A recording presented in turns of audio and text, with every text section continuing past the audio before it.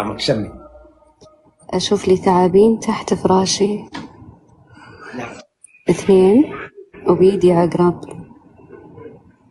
أيوة. الرابع. ما في رابع. نعم. يا أخي أنت متزوجة الله يطول عمرك ويحفظك؟ لا. عجبة؟ إيه. عمرك 34 الله يطول عمرك. إيه. ربنا يديك الصحة والعافية. أنت يعني أنت الله يطول عمرك أنت يعني أنت عندك سيارة؟ أيوة. عندك بيت ملك؟ أيوة. ما شاء الله تبارك الله.